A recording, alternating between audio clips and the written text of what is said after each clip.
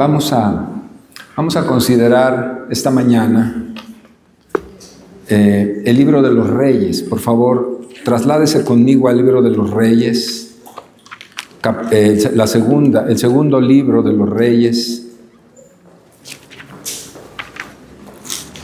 ¿Cuántos de ustedes han leído el libro de los Reyes? Levante su mano, nomás para darme un camón.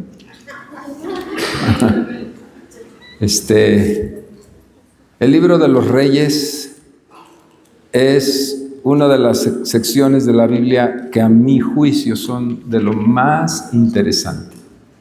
Es la historia de Israel. Es una parte importante de la historia de Israel. Y vamos a ir al capítulo 22. Ahí vamos a leer los primeros versículos que son el 1 y el 2. Vamos a leerlos, ¿sí? Dice la palabra del Señor: cuando Josías comenzó a reinar, era de 8 años y reinó en Jerusalén 31 años. El nombre de su madre fue Yedida, hija de Adaía, de Boscat. E hizo lo recto ante los ojos de Jehová y anduvo en todo el camino de David, su padre, sin apartarse a derecha o a izquierda. Aleluya. Por fin, uno, ¿no? Si usted leyó el libro de los Reyes, en el mar de reyes que hubo de la historia bíblica, ¿te acuerdas, Male? Que lo leímos, lo expulgamos centímetro a centímetro. Por fin aparece uno que, hombre, da hasta gusto, ¿no? Aquí donde dice que hizo lo recto delante de los ojos de Dios.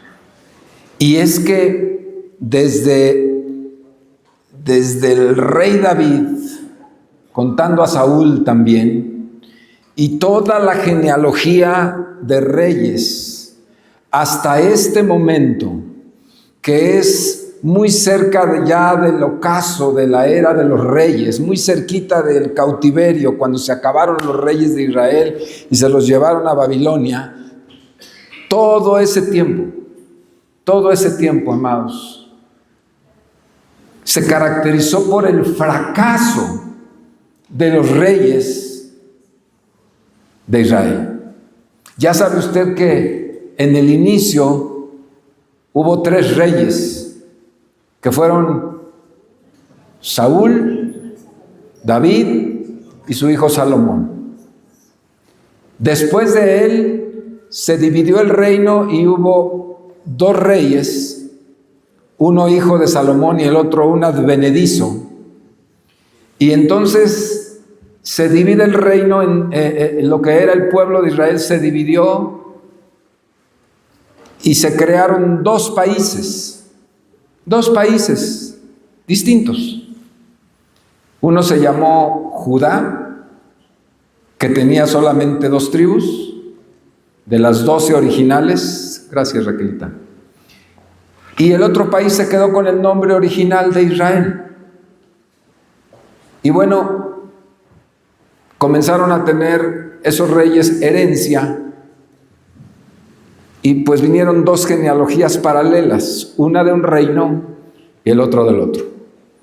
Más o menos para que usted recuerde cómo estaba la cosa. Pero tan malo el pinto como el colorado. Fracaso tras fracaso tras fracaso de los reyes. ¿Desde qué punto de vista es el fracaso que estoy hablando? Desde la perspectiva espiritual. Porque déjeme decirle que la historia cuenta que, sobre todo del lado del país de Judá, hubo reyes que fueron magníficos estadistas. Como reyes propiamente dicho, como jefes de Estado propiamente dicho, como manejadores de la economía, de las relaciones internacionales y del desarrollo de un país, hubo muy buenos reyes. Y uno de ellos, usted no me lo va a creer, pero lo dicen los comentaristas, los que saben, los eruditos, que Manasés fue uno de los mejores estadistas y reyes de Israel, desde el punto de vista económico-político. ¿Y por qué hago este señalamiento? Porque Manasés fue el peor de todos los reyes desde la perspectiva de Dios. Es decir, hubo un tremendo contraste, amados, entre el beneficio y el crecimiento y el desarrollo que tuvo el país durante la época de Manasés.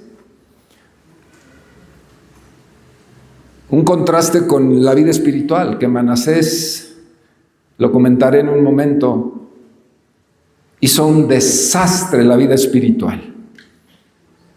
Se derrumbó, no dejó nada, dejó en cenizas todo lo que era respecto de la vida religiosa y de la vida espiritual y de la herencia de Dios. Fue un contraste marcadísimo.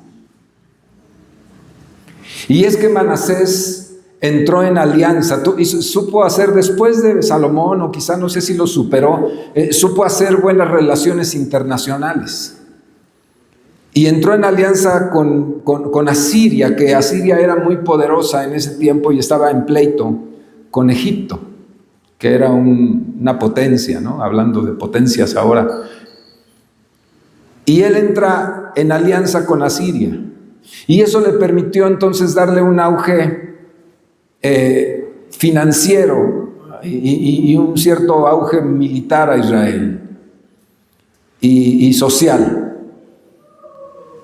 a precio de humillación, porque Manasés se convirtió en el vasallo del rey de Asiria, un sirviente, uno que le proporcionaba recursos y soldados y armamento para hacer a Siria el pueblo fuerte que era en ese momento. Entonces, vea, la vida de Manasés fue un contraste. Fue, desde el punto de vista económico-social, repito, un gran rey. Los que en ese momento lo hubieran evaluado dirían, este es bueno, sabe cómo moverse. Y los 30 y pico de años que reinó, la verdad es que desde ese aspecto lo hizo, pero del otro lado, creó todo un caos de la manera que lo vamos a ver en esta predicación.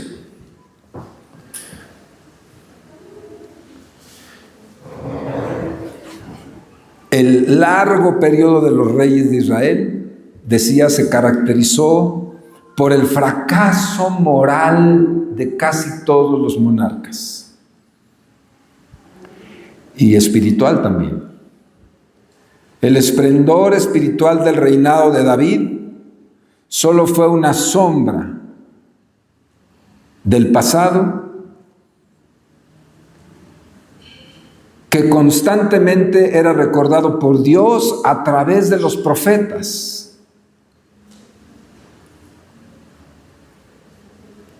Dios evocaba el nombre de David ante los reyes por la boca de los profetas.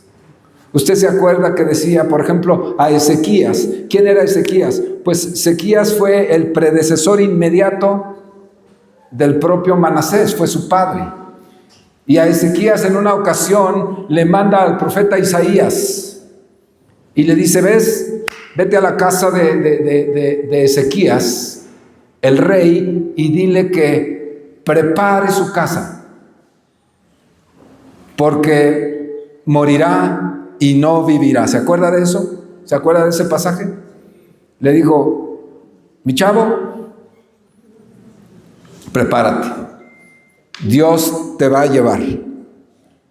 Y Ezequías, que fue un rey Dicen que fue uno de los buenos reyes, yo digo que no. Pero vamos a decir que no fue tan malo como dijo aquel diputado. Robé poquito. ¿No? Así. Y entonces, inmediatamente Ezequías se dobló delante de Dios. Sí hizo cosas importantes Ezequías, no quiero minimizarlo. Sí restauró muchas de las cosas que ya no estaban en la fe del pueblo, ¿no? No quiero darle menos crédito, pero él va con Dios después de recibir la noticia del desahucio y entonces clama como lo haríamos tú y como lo harías tú y como lo haría yo, y diríamos: Señor, Señor, y dice que lloró profundamente, tremendamente. Claro, creyó la palabra del profeta Isaías y entonces le dice: Señor, te he servido toda la vida. Toda mi vida te he servido, aunque sea a medias, pero te he servido. Y dice que fue su clamor de tal manera que Dios lo escuchó. Y ya iba de camino saliendo de su propiedad de Isaías, cuando le dijo: regrésate, Isaías, regrésate con este. Y dile que le voy a dar otros 15 años. Y ahí viene Isaías y le dice: porque Dios escuchó tu clamor y por tu humillación delante del Señor, Él ha decidido darte otros 15 años, así que aprovéchalos yo. Y mire que no fueron tan buenos. ¿Sabe qué le respondió ese Ezequías a Isaías? A mí me asombra la respuesta de ese rey de Ezequías, porque dice: Dios te va a dar vida, dice, pero lo que va a pasar con tus hijos será muy feo, muy triste.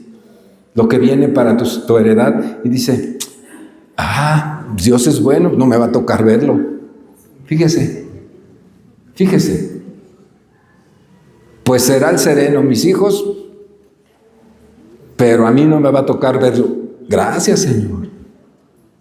Para que usted entienda el corazón de Ezequías, ¿no? Voy a dejar esa idea aquí en el aire, mire, aquí flotando. Le voy a dar vueltas. Ahí está. ¿Cómo calificaría a Ezequías? ¿Qué calificativo, qué adjetivo le pondrías? Egoísta.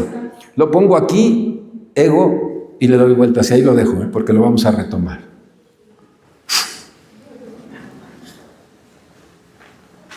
Así contestó.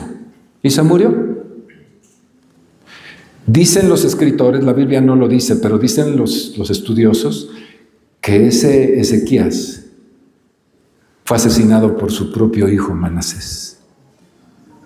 O sea, el hijo que engendró en aquel tiempo, en el tiempo extra, ¿sí? ¿Se entiende el tiempo extra? Sí. Ese, pues creció. Y dicen los escritores que Ezequías, a Manasés su hijo, lo puso prematuramente a ser su segundo a bordo. Lo puso como su secretario de Estado, muy tempranamente, muy jovencito, casi niño. Lo puso y entonces estuvo trabajando ya en las cosas del reino, del gobierno, de todo lo que tiene que ver con la tarea de gobernar. Empezó muy tempranamente. Y es que se entiende porque Ezequías sabía que iba a vivir 15 años. Entonces, pues dijo, pues prepárate lo más pronto posible para que cuando te quedes ya te quedes bien asentadito, ¿no? Y bueno, pues eso pasó. Pero resulta que dicen, que dijo, ¿verdad? Que este hombre, su hijo, fue tan cruel y tenía un corazón de tal manera que él lo cortó por la mitad, aserrándolo. Eso dicen que así murió. Y que lo enterraron pues ahí en el patio de su casa, pero más o menos, para que se dé cuenta el el tipo de hijo que engendró. Cambié la palabra antes, ¿verdad? El tipo de hijo que engendró. Manasés Manasés, le voy a contar, los profetas decían,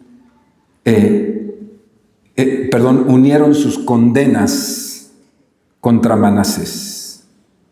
Se habla de Isaías, se habla de Habacuc, se habla de Nahum y se habla de Sofonías como profetas que dentro del clamor y de la palabra que ellos proferían delante del pueblo en contra de la injusticia, de la perversidad, del olvido, de la maldad exacerbadísima y de la apostasía que ellos veían de parte del rey, clamaban con gran voz diciendo: este hombre es perverso hasta el colmo.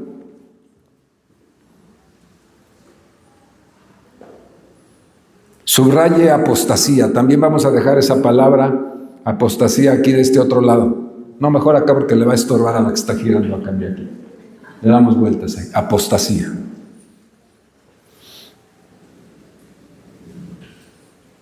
Era un apóstata. ¿Sabe qué es un apóstata? Un apóstata es, por definición del diccionario, es aquel que profesó una creencia, una fe, y que después le dio la espalda y la negó y renegó de ella. Ese es un apóstata. Eso hizo este hombre. Y los profetas lo denunciaban. Y durante los 50 y pico de años que reinó Manasés, durante varias décadas, de esas 5 décadas, quienes simpatizaban con las ideas proféticas de ellos, estuvieron en constante peligro. ¿Le suena? Quienes simpatizaban con los profetas. Y los profetas mismos, claro que fueron perseguidísimos. Estuvieron en constante peligro porque decían: ¿tú les crees a los profetas? No, pues sí, vente para acá. Te voy a dar un premio. Y fueron perseguidos. La historia de Israel dice, me acordé de lo que dijo el ilustre, ya saben quién, el de allá, el gringo, usó la palabra baño de sangre. ¿Se acuerdan que hace unos meses usó esa palabra, un baño de sangre? ¿Se acuerdan de eso? Bueno, Ezequías tuvo un reino que fue un baño de sangre. Así lo describe la Biblia y así lo describe la historia no bíblica judía. Flavio Josefo dice: el hombre que bañó en sangre a Israel. Porque aquel que se atreviera a decir lo contrario de lo que él decía, miren, dentro y fuera de Israel los alcanzaban y los mataban. Los profetas fueron pasados a espada. Jeremías 2:30 lo describe. La tradición exegética, los eruditos dicen que Ezequías, el propio abuelo, sufrió la ejecución particularmente dolorosa, aserrado en 2 por orden del rey. Ya se los dije, ¿verdad? O sea, ¿qué corazón de hombre mata a su padre partiéndolo como si fuera una vaca? Más para que dimensione, ¿no? La sangre inocente enrojeció las calles de Jerusalén. Su reinado puede describirse como reaccionario en relación con el de su padre. Es decir, era opuesto, ¿sí? Y fue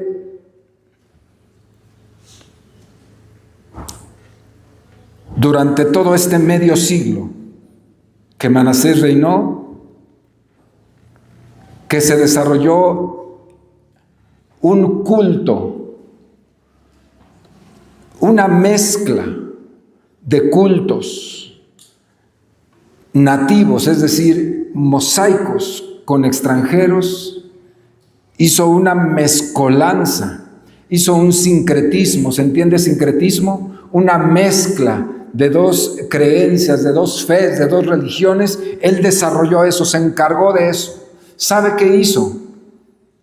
Se metió al templo sagrado donde Dios había dicho: mi nombre estará perpetuamente aquí, el templo de Dios. Eso hizo, y levantó altares a los Baales, a Acera, y metió sacerdotisas prostitutas en los templos y en los altares de Dios. Así.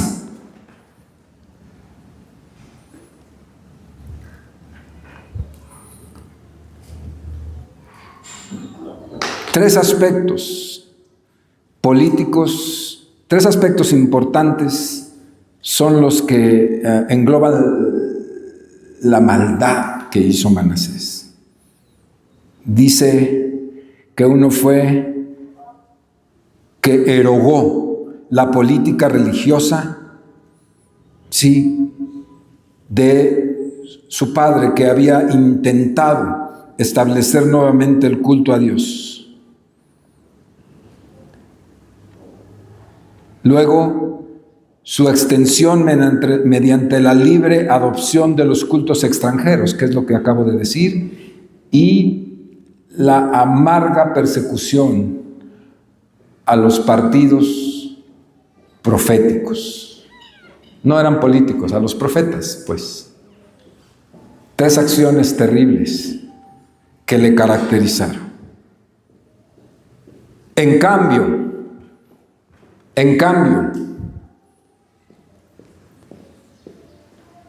su hijo Josías, hay uno entre ellos dos, él realmente era su abuelo, Amón, pero Amón fue como los beisbolistas, ¿no?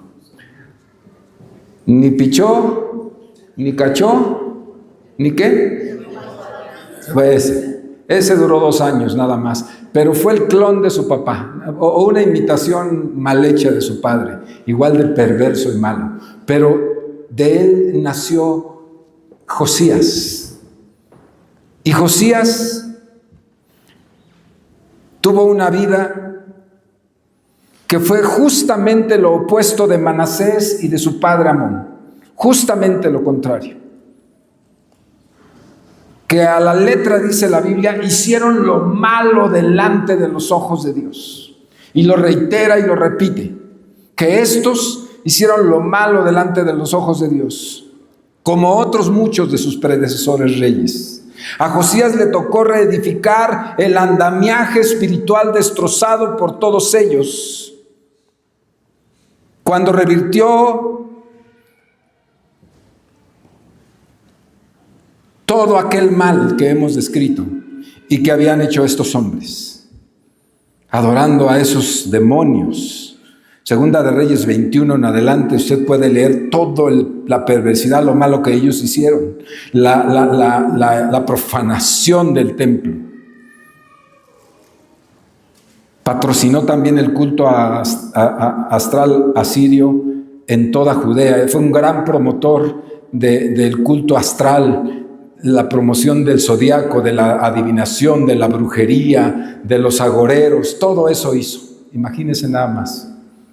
Josías vino y muy joven comenzó a darse cuenta de que aquello había sido una gran desviación. Encontró, yo me imagino que desde el punto de vista espiritual, doctrinal, religioso, social, encontró devastado. Ha visto cuando cae una bomba, ahora que están tan de moda, cuando cae una bomba, cómo queda todo hecho añicos. Así encontró la vida espiritual de su padre, cuando él asume el reinado a los 8 años. Pero él tenía un corazón diferente. ¿Puede venir un hijo con un corazón diferente cuando el padre es perverso? Les hago esa pregunta. ¿Puede ser? Por gracia de Dios, sí. Y eso genera esperanza. Piense en uno de esos reyes malos que usted conoce, aunque no sea rey, de esos gandallas. Piense en uno, ubíquelo, póngalo en su mente ahí, como si le fuera a dar un... ¿no? Así, pónganlo en la mira. Bueno, de ese podrá salir algo bueno. Por la gracia de Dios, sí puede salir. Sí puede salir. Así que tenemos esperanza. Tenemos esperanza porque aquí está la prueba. Este Josías. Y Josías decide algo importantísimo que le quiero decir. Josías decidió en su corazón. Escuche, si nada más se va con esto que me voy a decir, ya gané. Más bien ganó usted. Si después de todo lo que he dicho y lo que voy a decir, usted ya no se acuerda de nada, porque eso pasa, ¿verdad? Se levanta, saluda a los hermanos y ahí en la puerta le dicen, ¿cómo estuvo la predicación? Maravillosa. Ay, ese pastor. ¿Y de qué predicó? Ya no me acuerdo, pero estuvo lindo. No importa, seguimos predicando. Josías decidió que el fracaso generacional que lo abrumaba no sería su fracaso personal. Aleluya. Se lo voy a repetir porque se me hace que no le cayó. Josías decidió que el fracaso de su padre y el fracaso de su abuelo y el fracaso de todo el linaje de reyes del cual él provenía, toda esa perversidad y olvido de Dios no sería su fracaso, no lo caracterizaría a él, esa miseria. ¿Cómo la ve? Me parece fascinante, me parece hermoso que un hombre por un día pueda levantar la cara y ver el panorama y decir, esto no está bien. Jóvenes, ¿cómo ven el panorama, jóvenes? ¿Cómo lo ven? Que levanten la cabeza y que digan, esto no está bien. Y que todo esté en contra, porque todo ya estaba establecido así. La maldad tenía que ser y tenía que seguir y tenía que perpetuarse, porque todo estaba así establecido. Era ya una costumbre cultural. Darle la espalda a Dios y hacer lo que tu regalada gana se te decía.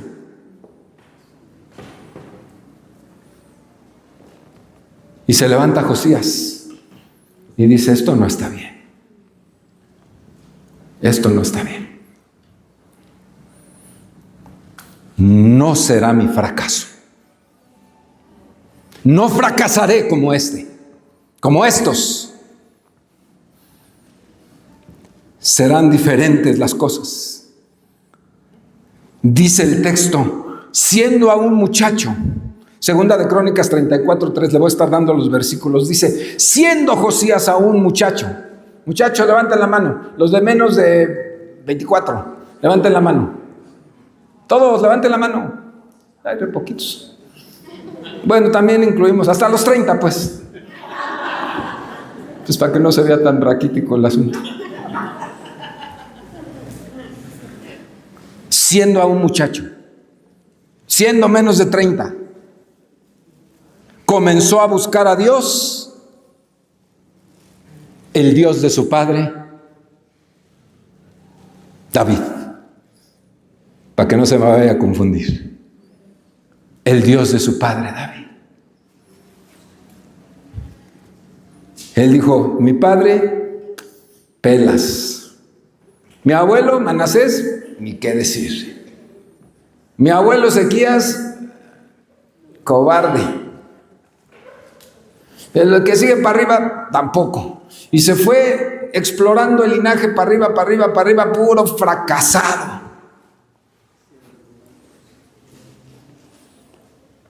Llegó hasta Roboam y dijo, Roboam, puede ser este. A ver, Roboam, tampoco.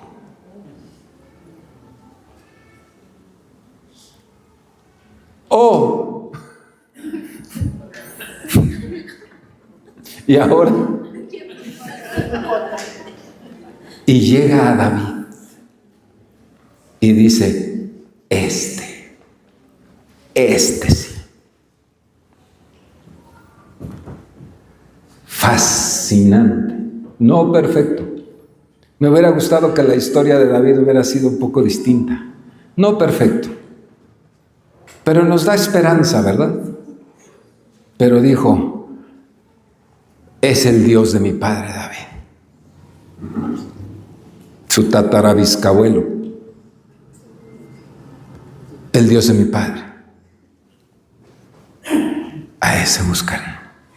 El texto lo dice, le di la cita, Segunda Crónicas 34:3 dice eso. Comenzó a buscar al Dios de su padre. Qué chamaco, qué muchacho hoy busca con esa vehemencia y con ese razonamiento y con esa hambre algo en lo cual pararse, porque la realidad que ve no le gusta. Yo espero que todos los que levantaron la mano tengan esa actitud. A lo mejor no todos o ninguno tienen un papá o un abuelo así, a lo mejor, pero vean la vehemencia de Josías, jovencito, y dice que no tenía más de 18 años cuando empezó a buscar al Dios de su padre David y comenzó a limpiar su pueblo de los lugares de adoración pagana. Aleluya.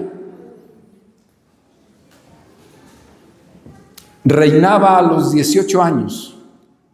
Cuando mandó él buscar los tesoros y los dineros del templo, lo que hubiera, porque ya creo que hasta eso lo habían robado. A nosotros no nos extraña nada de eso, ¿no? Pero ya se lo habían robado. Y lo que dije, pues tráiganse lo que alcance, lo que puedan, vengan, tráiganse, lo vamos a hacer bienes aquí. Y entonces, buscándole ahí los sacerdotes, dice que encontraron la ley de Dios. Imagínense nada más. Estaba en el ático o en el sótano, no sé dónde estaba, pero ahí arrumbado el libro de la ley de Moisés. Imagínense cómo andaba el pueblo. Imagínense la moralidad o la inmoralidad o la amoralidad que prevalecía en el pueblo de Israel cuando no tenían brújula, cuando no tenían rienda. Porque la ley es rienda, una buena rienda. Déjeme decirle algo, adultos y jóvenes, señoritas y señores, déjenme decirles algo. Una persona sin rienda es un caballo loco desbocado que tiene riesgo de muerte.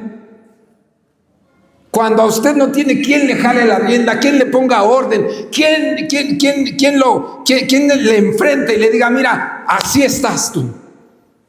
Cuando usted no dice, a mí, ¿quién me van a decir? Si yo soy quien soy y no me parezco a nada. Me vas a decir tú, pastorcito, lo que yo tengo que hacer. Bueno, usted es una persona sin rienda. Tenga cuidado.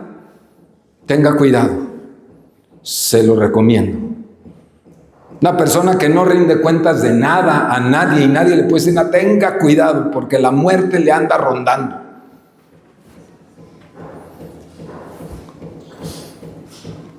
De veras, hermanos, de veras.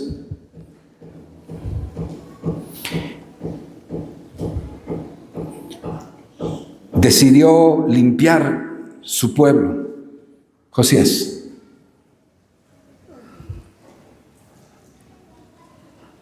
Ahorita le platico lo que hizo. Le fue llevada la ley. La desempolvaron, ¿verdad? Así le hicieron, a los rollos de la ley. Y entonces le dijeron, Señor, ya está lo que nos encargaste, ya está. Pero fíjate que encontramos. Ahí yo no entiendo muy bien, porque los sacerdotes se supone que pues ellos eran los guardianes, se supone que ellos eran los que tenían que estar en la vigencia, pero había llegado tal la decadencia espiritual y moral que ni los sacerdotes conocían, creo que la ley. Se le encontraron ahí y se la traen así muy asombrados. Primero la leyeron ellos y dijeron, órale. Y luego se acercan con el rey y le dicen, Señor, pues ya cumplimos tu ordenanza, pero mira lo que nos encontramos. Y dice, ¿qué es esto? Pues es la ley. Es la ley de Moisés, es la historia de Israel, mira aquí está. Y Josías dijo, a ver, vente tú. Y le dijo, léemela con toda calma. Y se sentó a escuchar. Y dice que le leyeron toda la historia y la ley y los preceptos y los mandamientos y las historias y el amor de Dios con Israel y toda la historia de su pueblo. Y dice que cuando terminó de escuchar, se levantó Josías, agarró sus ropas y las rasgó, las rompió, se desgarró la ropa en gran dolor. Dice, ¿por qué? ¿Por qué hemos tenido en poco a Dios? ¿Por qué hemos menospreciado la ley? ¿Por qué no vivimos bajo sus mandamientos? Mira toda la porquería en la que estamos viviendo. No estaba el papá como para reclamarle, pero te aseguro que si hubiera estado, no sé qué hubiera hecho Josías. ¿Cómo es posible que hayamos llegado a rebajarnos a esta estatura? Pues con razón, nuestro país es un país de segunda, vasallo de aquellos países imperiales. Por eso estamos subyugados, por eso estamos sometidos, por eso somos miserables, porque abandonamos los preceptos de Dios. Qué difícil. Hace rato dijo, ¿quién dijo? ¿Tú, Raquel? No. Mari, en la escuela dominical. Hablaste de la pobreza. La escasez, mi hermano. Cuando usted mete las manos a las bolsas y no se toca más que las piernas. ¿Se entiende eso? Es el resultado de la decadencia espiritual. No busque otra chamba, no busque otro trabajo. No compre billete de la lotería, no compre el melate para ver si algo le ayuda para pagar sus deudas. ¡No! Regrésese a la ley de Dios, regrésese a la obediencia, regrésese a los preceptos, regrésese a los mandamientos. Esta semana en la oración decíamos que los mandamientos de Dios son más dulces que la miel. Es una verdad. Cuando Dios da mandamientos no es para que Él esté más santo. Él es 3 veces santo, perfectamente santo. Los mandamientos son dados para que mi vida sea prosperada, para que cuando yo me deleito en sus ordenanzas y entro bajo ellos y obedezco, seré bendecido, multiplicado y prosperado. Eso dice la ley. Eso descubrió Josías. Somos un pueblo vasallo, nos han humillado, nos han tenido bajo el pie de estos asirios, en el amparo de ellos. Hemos vivido miserablemente porque ninguno de nuestros predecesores fue capaz de agarrar el libro y decir, nos someteremos al Dios que creó todas las cosas. Ese fue el dolor de Josías.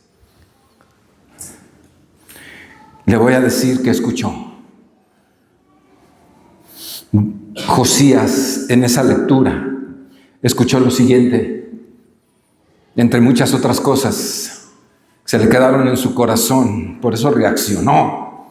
Dijo que Dios le habló a Salomón, allá en 2 de Crónicas 7:14, le dijo Dios, si mi pueblo, el que invoca mi nombre, se humillare, sobre el cual mi nombre es invocado, y oraren y buscaren mi rostro, y se convirtieren de sus malos caminos, entonces yo oiré desde los cielos y perdonaré sus pecados y sanaré su tierra. Si se humillaren delante de mí, si confesaren, sí, es cierto, Señor, es cierto. Soy un adúltero, soy un ladrón, soy un mentiroso, soy un orgulloso, soy un egoísta, soy un borracho, soy lo que soy. En lugar de estarlo negando, burlándose de los demás y burlándose al mismo tiempo de sí mismo como si lo hiciera sobre un espejo. ¿Por qué no dice, sí lo soy?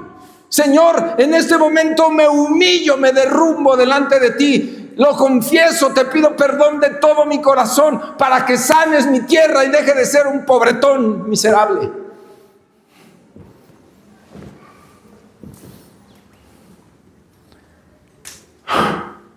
Perdóneme si grito, pero es que esto se dice así, en ese tono.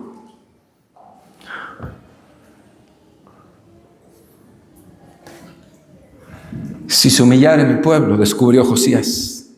Y luego descubre que Esdras, en otro pasaje, dice lo siguiente, lee lo siguiente, mire nada más, enfóquelo desde la mentalidad de Josías, que estaba como rey en este momento. ¿Qué hago con este pueblo?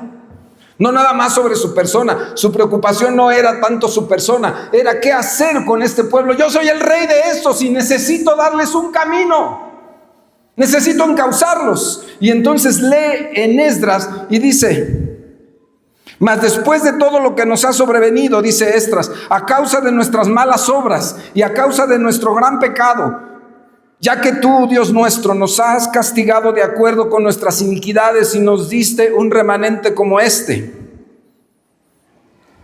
Pregunta: ¿hemos de volver a infringir tus mandamientos y a emparentar con los pueblos que cometen abominaciones? Está en el contexto cuando expulsaron a las mujeres, ¿se acuerdan?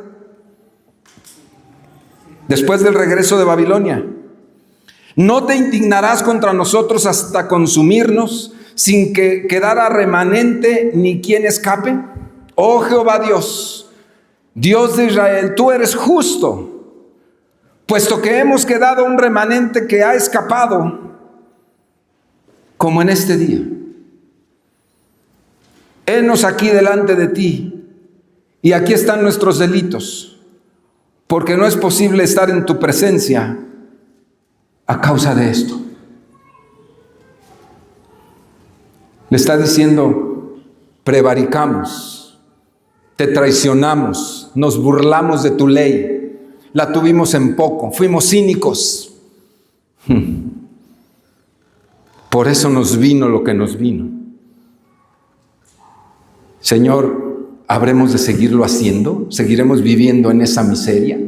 Después de la experiencia cruel del cautiverio que vivimos 70 años en esa tierra de abominaciones y de idólatras, y nos has regresado en tu misericordia y nos has devuelto la tierra, ¿seguiremos haciendo las mismas fechorías? Dice: no es posible estar en tu presencia viviendo igual. Eso encontró Josías. ¿Cómo la ve? Eso le leyeron a Josías. Otra.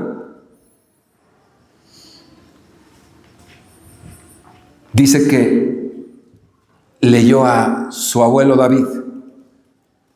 Y dice: y David dejó allí delante del arca del pacto de Jehová, a Asaf y a sus hermanos para que ministrasen de continuo delante del arca, cada cosa en su día. Asimismo, el sacerdote Sadoc y los sacerdotes, sus hermanos, delante del tabernáculo de Jehová en el lugar alto, para que edificasen, sacrificasen continuamente, mañana, tarde y noche, holocaustos a Jehová en el altar del holocausto, conforme a todo lo que está escrito en la ley de Jehová, que él prescribió a Israel para glorificar a Jehová, porque es eterna su misericordia. También eso escuchó.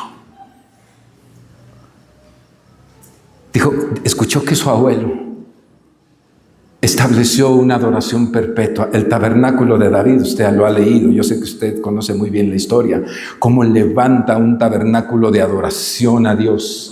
Y dice que pone mañana, tarde y noche adoradores para estarle alabando, para estarle glorificando en un momento en el de Josías, cuando nadie ni siquiera hablaba, ni recordaba, ni se acordaban de Jehová. Dice, ¿cómo es posible que mi abuelo levantó un tabernáculo que adoraba de mañana, tarde y noche, y nosotros ni siquiera para comer hacemos una oración?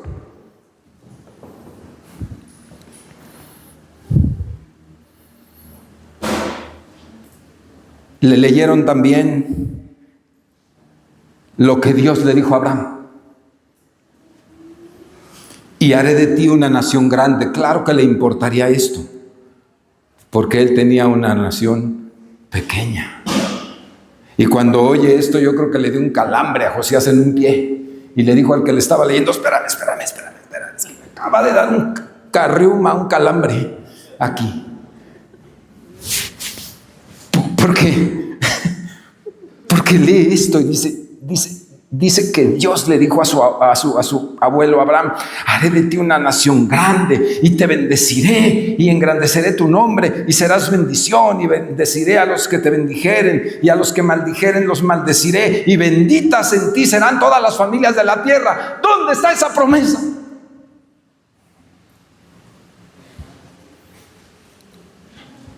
También le dijo a Moisés: pero si en verdad oyeres su voz e hicieres todo lo que yo te dijere, seré enemigo de tus enemigos y afligiré a los que te afligieren, porque mi ángel irá delante de ti y te llevará a la tierra del amorreo, del eteo, del fereceo, del cananeo, del heveo, del jebuseo, a los cuales yo haré destruir.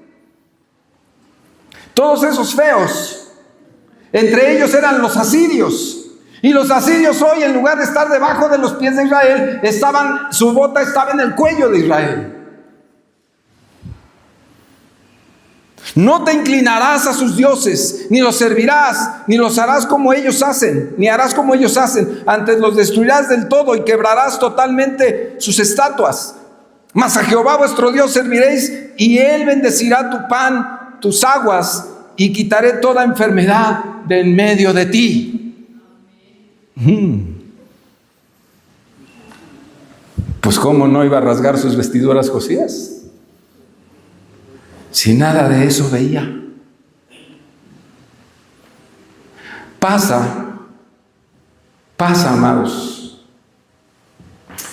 que en la iglesia nos leen la Biblia y nos dicen: Dios te bendice, Dios te multiplica. El pastor se la pasa diciendo, y hasta nos aburre de decir que la gente de Dios es próspera, es poderosa, tiene palabra. Donde está el cristiano está la unción, la presencia de Dios. Vas a prosperar en tu trabajo, vas a prosperar en tus caminos, vas a ser una bendición para todos los que te rodeen. Todas esas cosas, ¿las han escuchado ustedes? Pasa igualito. Llegan a la casa y dicen: ¿y dónde está? ¿Para dónde se fue? Ese pastor chiflado. Esos maestros nos dicen puras mentiras. ¿Dónde está? Que no te veo. ¿Dónde estás? Que no te veo. Así le pasó a Josías. Por eso rasgó las vestiduras este muchacho, ¿sí? Y sigue leyendo: nadie te podrá hacer frente en todos los días de tu vida. Le dijo a Josué: como estuve con Moisés, estaré contigo. No te dejaré, no te desampararé. Esfuérzate y sé valiente, porque tú repartirás a este pueblo por heredad la tierra, la cual juré a sus padres que les daría a ellos. Solamente esfuérzate y sé valiente para cuidar y hacer conforme a toda la ley que mi siervo Moisés te mandó. No te apartes de ella ni a diestra ni a siniestra, para que seas prosperado en todas las cosas que emprendas.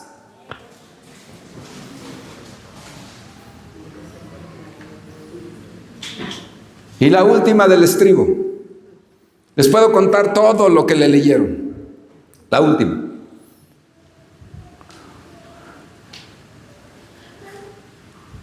Dice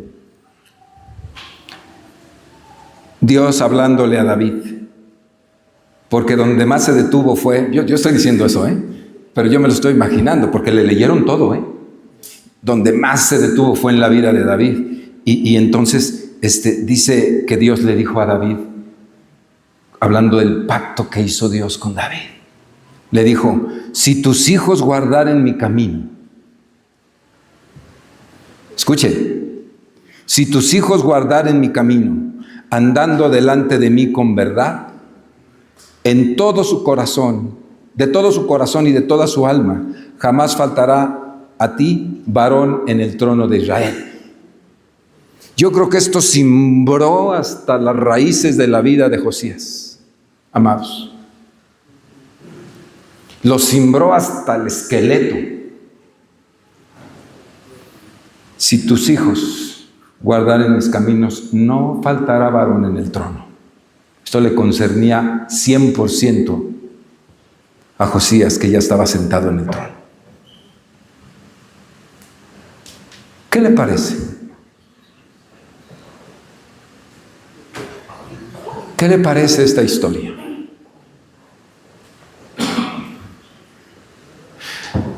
La mayoría de nosotros venimos de generaciones bien quebradas, ¿no es cierto? Padres ausentes, abusivos, en todas las formas de abuso que pueda haber, muchos de ellos, irresponsables, represores, y madres alcahuetas que hacían lo mismo y que les aguantaban y que coparticipaban con ellos, que nunca les pusieron un alto porque las golpeaban. Y ya sabe usted la historia, ¿para qué se la cuento? Eso es miseria. Eso es miseria. Les iba a decir que levanten la mano quien vivió eso, pero pues ¿para qué les digo? Yo lo viví antes de Cristo. Mentirosos, ladrones, hipócritas, dos caras, rateros. Deporte nacional, la tranza y la mentira. Este país. ¿Para qué me voy a Israel si allá tienen sus propios problemas? ¿Sí sabías? Deporte nacional de esta cultura es la tranza, que es el robo, y la mentira. Y también la hipocresía, el fingimiento, las dobles vidas. Sí. ¿Habrá algún Josías aquí, entre nosotros? Josías es una representación, puede ser una chica, una joven que dice, esto que veo, francamente a mí no me gusta. He oído una defraudación, porque ahí en la iglesia donde estos hipócritas van, les dicen tantas cosas que son mentira. Aquí en casa no hay nada de eso. Pura mentira. Así fue Josías. Puras mentiras. Pero yo creo que el Espíritu de Dios vino sobre Josías. ¿Sabe qué fue lo primero que hizo cuando él, después de que se rasgó, fue y le dijo a los sacerdotes, vayan y consulten a los profetas de Dios, si es que hay? Y fueron y buscaron y encontraron a una profetisa, Hulda.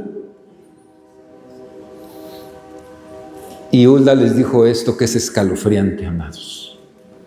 Le dijo, mira, este pueblo que coparticipó en el pecado de Manasés, ¿sabe usted que el pueblo puede hacerse igual de perverso que su gobernador? ¿Sí sabe eso? Eso pasó con Manasés. El pueblo se volvió igual de inmoral que él. Él lo promovió y el pueblo se lo compró. Entonces le dijo, este pueblo que participó del pecado de Manasés, Dios hará justicia terrible con ellos. Todas esas maldiciones Dios las visitará y verás lo que vivirán. En cuanto a Josías, díganle a Josías que él va a dormir con sus padres, que Dios está agradado con él y él está bien, pero el pueblo no será perdonado. ¡Qué terror! ¡Qué terror! Y Dios reiteró 2 o 3 reyes antes del cautiverio diciéndole por el pecado de Manasés, por el pecado de Manasés, por el pecado de Manasés, que se perpetuó en ustedes. El pecado de Manasés siguió en las siguientes generaciones en el pueblo. Vea qué daño le hacemos al pueblo, o podemos hacerle. ¿Habrá algún Josías aquí? Que se levante un día, una Josías y que diga, esto está mal, pero indagaré, pero leeré, pero me enteraré, pero arguiré la palabra para que esta miseria, esta devastación, este horror que tenemos y que nos heredaron, no se repita en nuestras generaciones. Pónganse de pie, por favor.